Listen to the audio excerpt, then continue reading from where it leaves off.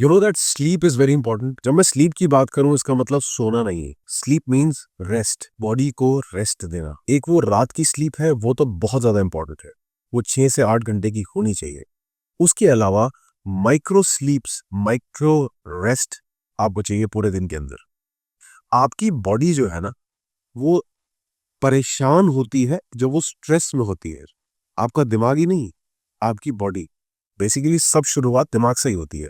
अगर आपको कुछ अच्छा नहीं लगता तो आप स्ट्रेस जोन में आ जाते हो, जो आपका ब्रेन आपको ट्रिगर करता है कि ये आपको अच्छा नहीं लग रहा।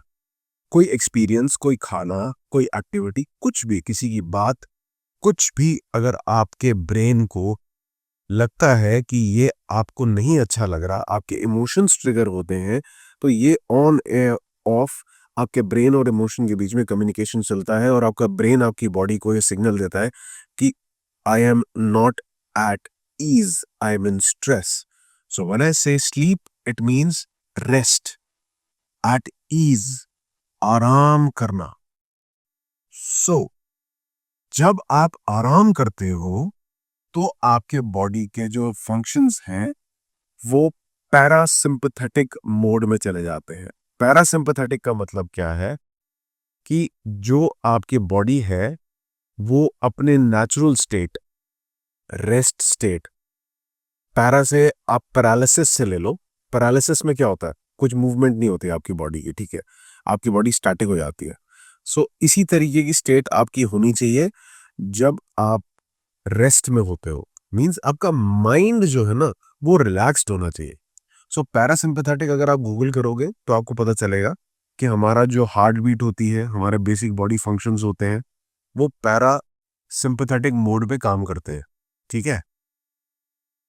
और ब्रेन भी आपका जो है पैरासिम्पथेटिक मोड पे परफेक्ट काम करता है। बेसिकली और कोई एक्टिविटी नहीं हो रही थी, कोई नई इंफॉर्मेशन नहीं आ रही होती, ये सिर्फ अपनी बॉडी को रिपेयर और उसके बेसिक फंक्शंस लाइक डाइजेशन हो गया, लाइक हार्ट बीट हो गई, ऑक्सीजन इन एंड आउट हो गया, ये सारी चीजें, लंग्स का और लिवर का अपना फंक्शन जो होता है डाइजेशन से रिलेटेड और न्यूट्रिएंट्स को इधर से उधर पहुंचाने से related. Okay, so rest is very important. But जब आप रेस्ट नहीं करते हो तो क्या होता?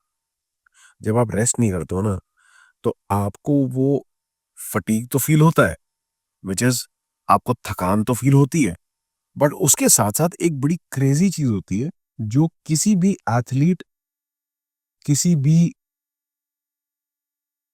ऐसे इंसान के लिए जो वेट लॉस करना चाहता है, किसी भी ऐसे इंसान के लिए जो मसल गेन करना चाहता है, वो बहुत ज्यादा नेगेटिव इफेक्ट करता है। कैसे? जब आप स्ट्रेस में होते हो तो आपका मसल प्रोटीन सिंथेसिस बंद हो जाता है। आप समझ रहे हो क्या? आपकी बॉडी जो है वो रेस्ट में रिपेयर करती है अपने आप को। मींस सेल्स जो होते हैं वो अपने काम पे लग जाते हैं बॉडी को रिपेयर करने के। यार बड़ी सीधी सी बात है। मान लो आपको ऑफिस से कोई काम मिला है वर्क फ्रॉम होम करने के लिए, ठीक है, गाड़ी बंद कर देते हैं। और आप क्या कर रहे हो, आप घर बैठे हो और अब आप ऑफिस का काम करने के लिए अपने डेस्क को और अपने आप को रेडी कर रहे हो। तो पीछे से आपकी मम्मी आवाज दे देती है, बेटा ये रख दे, बेटा ये कर दे, या वाइफ बोल देती है, या बच्चे बोल देते हैं, what ever situation is in your home, ये खाना देख ले, ये चाय बना दे, ये कॉफी पी ले, ये जो भी है, ये डिस्टर्बेंस है। So you are being disturbed आपके घर के एनवायरनमेंट से। इसीलिए आप ऑफिस में जाके काम करते हो जहाँ डिस्टर्बेंस नहीं होती। तो जब आप ऑफिस का काम घर पे करते हो या स्कूल की पढ़ाई घर पे करते हो जहाँ पे एनवायरनमेंट नहीं होता है और आप डिस्टर्ब हो जाते हो, तो आप अपनी पढ़ाई ठीक से नहीं कर रहे हो। Same thing happens with your body. जब आप रेस्ट नहीं कर रहे, जब आप रेस्ट में नहीं हो, तो आपकी बॉडी जो है, और ठीक है, तो आपकी बॉडी जो है वो अपने काम, जो उसका रिपेयर, मेंटेनेंस और ग्रोथ का जो काम है, वो नहीं कर रही। वो ना करने की वजह से बाकी कामों में वो बिजी हो गई है। मींस आप कुछ और कर रहे हो, आपका दिमाग इंस्टाग्राम में चल रहा है तो वो वहां बिजी हो गई।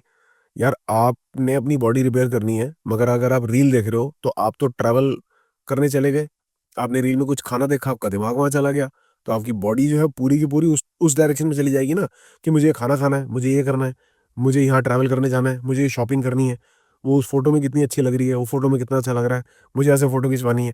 तो आप अपने जोन से तो चले गए, अपने जो आपका काम था उससे बाहर निकल गए, आपका माइंड जो है वो कहीं और चला गया। तो माइंड डायरेक्ट नहीं कर पाता आपके सेल्स को कि ये टास्क करना है।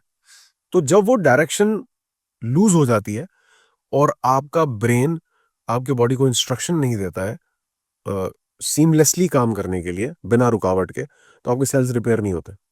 अब आपके सेल रिपेयर नहीं होते इसका मतलब क्या है? आपके सेल को न्यूट्रिएंट नहीं मिलता, और सबसे इंपॉर्टेंट न्यूट्रिएंट कौन सा है? प्रोटीन। तो आपके सेल्स को प्रोटीन नहीं मिलता और आपके सेल्स ग्रो नहीं करते, आपकी मसल ग्रो नहीं करती, और जो प्रोटीन होता है ना, सरप्राइजिंगली वो कार्बोहाइड्रेट में कन्वर्ट हो जाता है क्योंकि उससे नाइट्रोजन ले लिया जाता है। इसको मैं और अच्छे से एक्सप्लेन करूंगा, फिलहाल गाड़ी चलाने का टाइम। स्लीप की रात को सोना कितना इंपॉर्टेंट है। देखो, अगर आप नींद पूरी नहीं करोगे, जैसे मैंने पहले बताया, आपके बॉडी के सारे फंक्शंस जो हैं वो डिसओरिएंटेशन में चले जाते हैं, मतलब वो ढंग से काम नहीं करते। Fine, so one simple hack is fix up a time to sleep. I know ये बहुत मुश्किल है, मेरे लिए भी बड़ा मुश्किल है। सोचता हूँ 10 बजे सो जाऊँ, मगर 12 बजे तक कुछ ना कुछ चलता रहता है। टीवी चल रहा होता है या कोई बुक पढ़ रहा होता हूँ। आई एम नॉट अगेंस्ट दैट कि आपको फ़ोन नहीं यूज़ करना चाहिए, आपको टीवी नहीं यूज़ करना देखना चाहिए। आई एम नॉट अगेंस्ट इट। मुझे ऐसा लगता है सोने से 10-15 मिनट पहले कुछ होना नहीं चाहिए आंखों के आगे, किताब भी नहीं होनी चाहिए, सिर्फ आपके थॉट्स होने चाहिए और पॉजिटिव थॉट्स होने चाहिए। हाँ, ये एक प्रैक्टिस है, क्योंकि मैं बहुत बार ऐसा होता है कि जब रात को सोने बैठता हूँ तो फिर नेगेटिव थॉट्स आ जाते हैं। वो नेगेटिव थॉट्स सोने में और परेशानी करते हैं, क्योंकि आप फिर स्ट्रेस में चले जाते हैं, फिर कहाँ से नींद आएगी। तो पहली प्रैक्टिस तो ये है कि सोने से पहले ना अच्छा सोचो, अच्छी चीज़ों के बारे में ध्यान करो, जो दिन में अच्छा है वो याद करो, और जो अपनी लाइफ से अच्छा चाहते हो वो याद करो। बस उसको मेमोराइज़ करो कि मेरे को लाइफ में ये चाहिए, ये चाहिए, ये चाहिए। That's it, nothing else, no big thing. और अगर 12 बजे सो रहे हो, 8 बजे उठो, 6 बजे उठना है तो 10 बजे सो जाओ। तो इसको इस तरीके से कहूँगा मैं कि आपको काइंड ऑफ ना प्री प्रोग्राम करना पड़ता है, आपको शेड्यूल करना पड़ता है कि आपको सुबह कितने बजे उठना है। अगर 10 बजे उठना है, उठ सकते हो 10 बजे तो पहले सो जाओ, कोशिश ये करो। दूसरा है कि भैया अगर रात की नींद पूरी नहीं हुई ना यार, दोपहर को सो जाओ फिर। हालांकि ये थोड़ा सा टफ हो जाता है, बिकॉज रात की नींद पूरी ना हो और दोपहर को आप सो जाओ तो दोपहर में भी डिस्टर्बेंस हो जाती है। एनीवेज, जो भी आप कर सकते हो ना करो, नींद पूरी करना बहुत ज़रूरी है। 8 घंटे की नींद बहुत ज़रूरी है। 10 बजे सोते हो तो 8 बजे उठ जाओ, 6 बजे उठ जाओ। 12 बजे सोते हो तो 8 बजे, 2 बजे सोते हो तो 10 बजे। बट डिपेंड करता है कि आपको अगले दिन कितने बजे उठना है, उसकी बैक कैलकुलेशन होनी चाहिए। 6 बजे उठना है तो 10 बजे सोना है, 8 बजे उठना है तो 12 बजे सोना है, एज सिंपल एज दैट।